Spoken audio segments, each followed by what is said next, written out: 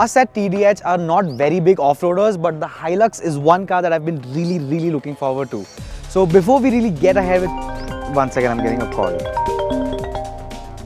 Hello. Yes, Bhavneet.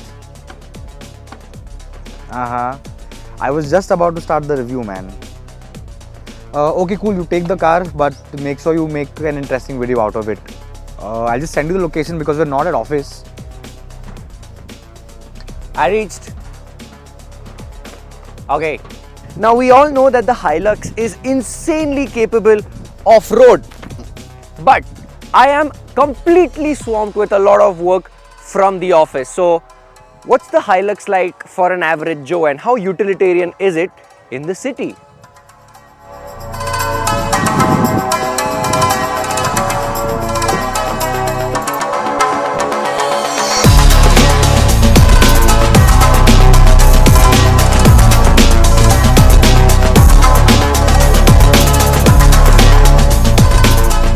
Task number 1, we're going to have to refill the beans in our bean bags of our office. They've become absolutely flat and it's a great time since we've got a massive trunk load with the Hilux. It's got 470 kg of load capacity. We're not even going to be scratching the surface with it. This is like a couple of kilos. But if you were actually lifting something heavy, you're going to need a hand or two because the loading bay is pretty up high. This is going to be a piece of cake, so let's go.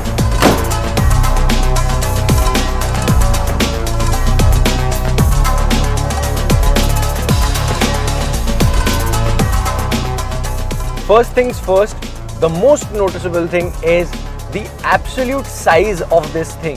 The Hilux is 5.3 meters long and it's not really helpful in the city life.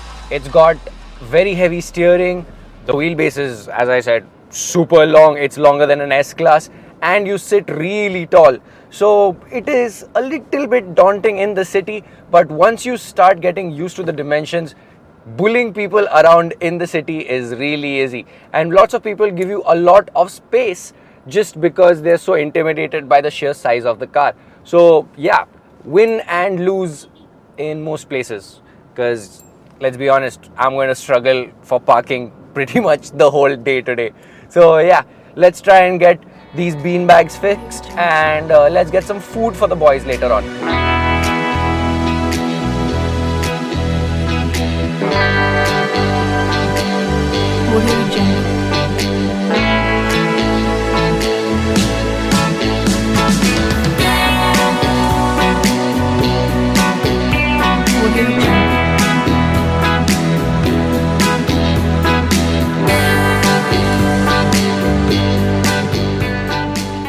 So bean bags procured, task 1 complete. It's kind of late in the afternoon. I'm very hungry. So is Dhaval, aren't you? Yes. So let's go get some food for the boys. And it's looking like a nice day. Plus we have a nice car. Let's go for a little off-road session. Let's try.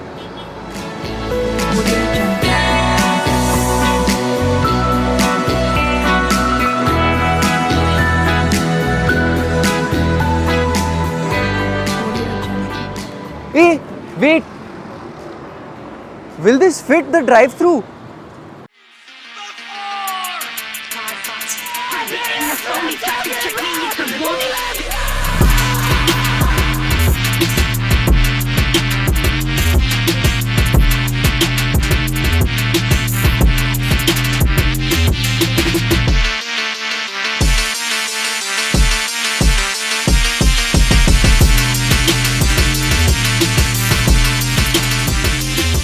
So pondering about town, I am struggling to assimilate the fact that I'm driving a Hilux. It really feels like I am driving my Innova, and that is something that's not usually praise to a car.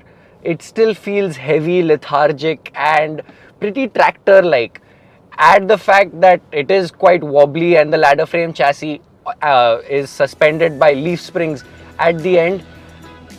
It is not a very luxurious experience, but when it comes to hauling things and being a practical car, it is beautiful in that sense. It's super spacious yeah, well, it's not as luxurious as you would expect it to be in this price point, but it still has all the bells and whistles that you would expect, and it drives rather nicely. It's got a comfortable clutch. The throw from the gearbox is decent, and yeah, it's quite refined. I'm getting 9.9 kilometers to the liter, which somehow is better than my Innova, and yeah, it's still doing decent, but I wouldn't call it like a luxurious experience or something that this is meant to do. Talking about things it is not meant to do, I'm pretty sure that this challenge is going to be pretty hard. We are going to be taking it to McDonald's drive-thru, and I don't believe that we are going to fit. It's going to be pretty good content. So yeah, we're almost there. I'm hungry. Let's figure out what's going to happen.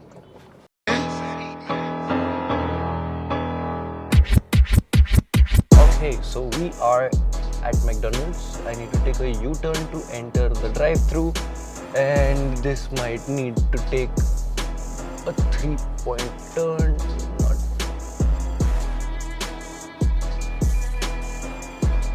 This is a massive. Yes, I will not make it. Sorry boys, sorry boys.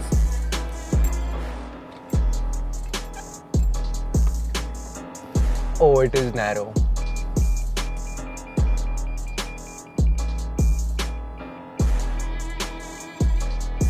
Okay, we made it.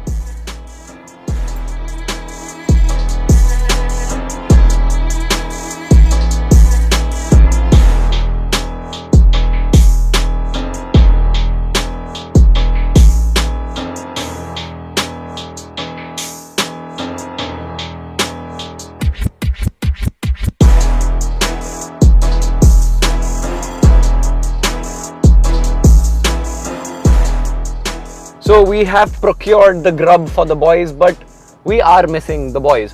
So let's head back to office, get stuck in a little bit more traffic, and yeah, find a nice spot, get to eat a little bit, and yeah, watch the sunset.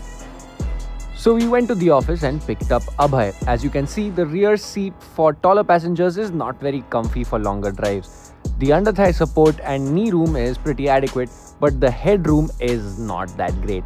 Abhay is somewhat fine with it, but he would have liked a bit more headroom though. Talking about the front, the dashboard is pretty bland looking. I hardly could spot any differences from an Innova Crista's dash to this Hilux's. Well, in its defense, it is simple and it looks very purposeful. I like the fact that it has got simple physical buttons for tasks such as the AC controls and the infotainment controls, and your off-road settings too. The seats are also pretty nice and plush. They put you in a commanding position, but ergonomically, the commanding position is very tractor-like rather than car-like, and that could be off-putting to some people. There are a lot of hard plastics used which might get rattly after owning the car for 5 years maybe, or sooner, since you will be taking this car off-road, and at times, you are not going to be nice with it. Talking about off-road, let's just go and do that. Now, a video about the Hilux wouldn't be complete without talking about what it's capable of doing off-road.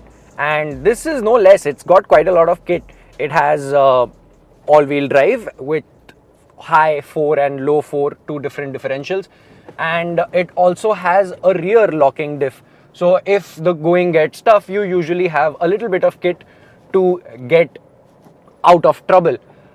Yes, it might sound like it's a little bare bones when it comes to outright capability, but you cannot forget that this is the Hilux. It's legendary for how unbreakable it is.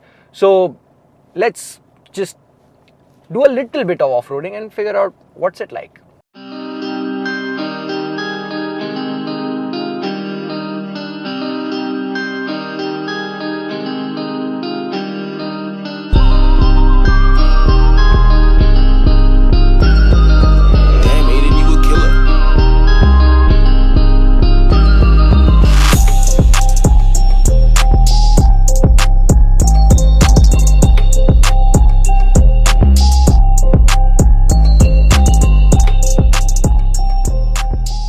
We tested the Hilux out on this trail, which we thought would be really difficult since it was all rubble and it was very steep, but the Hilux, after putting it in full load, just walked through it with ease and without any trouble at all.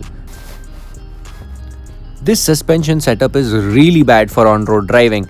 It feels very unsettled and the ride is also not that great, but here in the wilderness is where this suspension setup actually shines. It has made the car very capable off the road.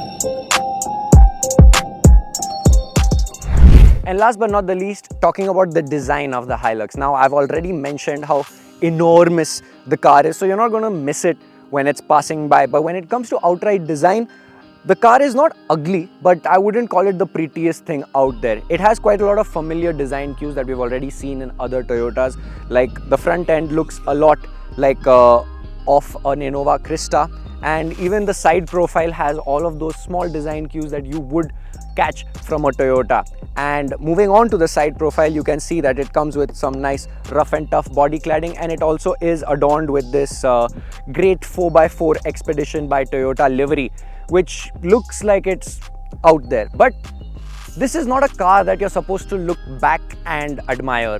This is a car that takes you to the places you want to admire. Let me tell you what I'm talking about.